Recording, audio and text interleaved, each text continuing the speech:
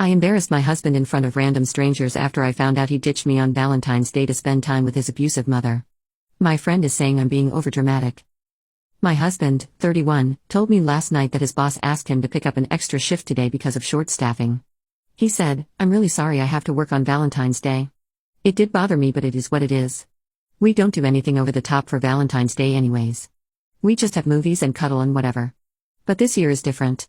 We have a 6-month-old daughter. So it did bother me, but I just let it go. His work schedule is 10 a.m. to 8 p.m. He has worked at the same company for 9 years and his schedule has never changed, and neither has his break time. I want to point this out ahead of time.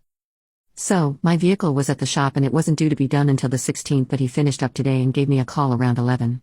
So I walked with my daughter to go collect my vehicle, a quarter mile away, nothing big. After I grab the vehicle, I go to the gas station, which has a small restaurant inside. To my surprise, I see my husband's truck. Now, he works 45 minutes in the opposite direction, so even if it was his lunch break, which it wasn't, he wouldn't have been able to make it to this restaurant. I go inside and find him sitting at the table with his mom. Now, this shouldn't be a big issue, but him and I had just agreed to go no contact with this woman a month ago, because she physically slapped my daughter in the face and left a red mark because my daughter, who is again 6 months old, bit down on her arm and she was cutting teeth.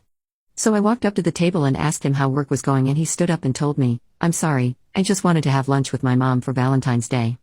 So I said, "You want to have lunch with the witch who slapped your infant daughter across your face?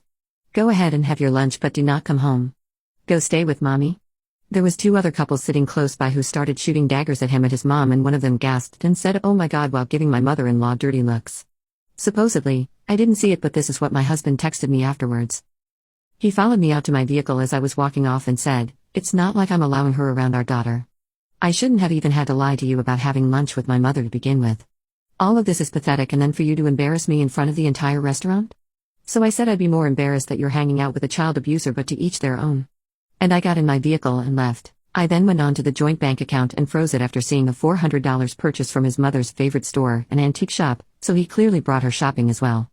I turned it off because more than half of that is my money. I work full-time as well and make $9 more an hour than he does.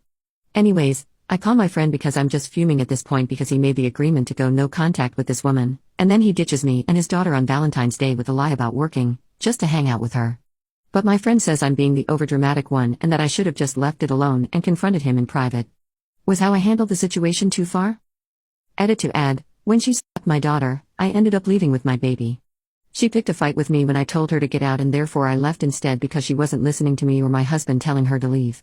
He said he called the cops and they took a statement and later stated that it was word of mouth and they weren't pursuing it. I now have my doubts about him ever calling the cops.